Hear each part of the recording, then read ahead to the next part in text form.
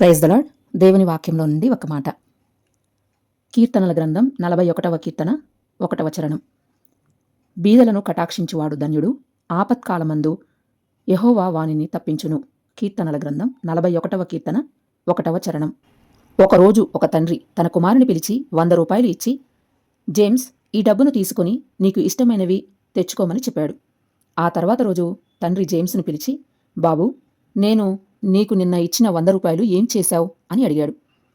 అప్పుడు జేమ్స్, నాన్నా, మీరు నాకు ఇచ్చిన డబ్బులు నేను ఒక వ్యక్తికి అప్పుగా ఇచ్చాను అని చెప్పాడు. అందుకు తండ్రి, నీవు అప్పుగా ఇచ్చిన వ్యక్తి తిరిగి తీర్చగలిగిన సామర్థ్యం కలవాడేనా అని అడిగాడు. జేమ్స్, డాడీ, అతడు తీర్చగలడు అని చెప్పాడు. తండ్రి, ఇంతకు డబ్బులు ఎవరికి అప్పుగా ఇచ్చావు అని అడిగాడు. జేమ్స్ సమాధానం చెప్తూ, ఆకలితో అలమటించిపోతున్న ఒక బీదవానికి అప్పుగా ఇచ్చాను డాడీ అని చెప్పాడు. ఆ మాటలు తండ్రి వినగానే, నువ్వు ఎంత తెలివి తక్కువ పని చేశావు, నీవు ఆ బీదవానికి అప్పుగా ఇస్తే అతడి నీకు ఎలా తిరిగి ఇవ్వగలడు అని అడిగాడు తండ్రి. ఆ మాటలకు తన కుమారుడైన జేమ్స్ చెప్పిన సమాధానం విని ఆ తండ్రి బహుగా ఆశ్చర్యపడ్డాడు.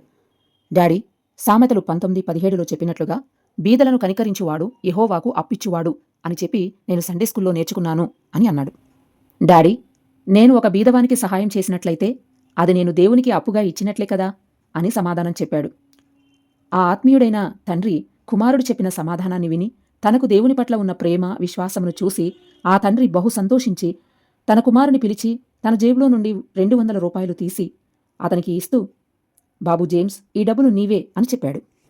ఆ డబ్బులు తీసుకున్న కుమారుడు ఎంతో సంతోషిస్తూ తన తండ్రితో ఇలా అన్నాడు. డాడీ, నేను దేవునికి ఇచ్చిన అప్పు పరలోకంలో నాకు వడ్డీతో సహా ఇస్తాడనుకున్నాను. కానీ యేసయ్య ఎంతైనా గొప్ప దేవుడు. ఎందుకంటే నేను ఇచ్చిన అప్పుకు వడ్డీతో సహా రెట్టింపు ఇంత త్వరగా మీ ద్వారా ఇస్తాడని నేను ఊహించలేదు డాడీ అన్నాడు.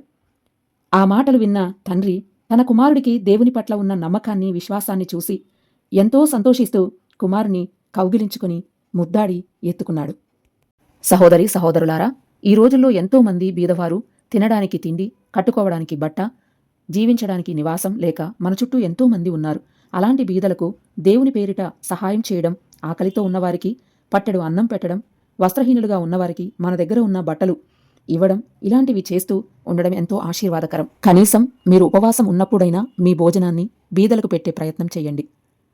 మీరు క్రీస్తు వారని నా పేరిట మీకు గిన్నెడు నీళ్లు త్రాగనిచ్చువాడు తనకు రావలసిన ఫలము పోగొట్టుకొనడని మీతో నిశ్చయముగా చెప్పుచున్నాను.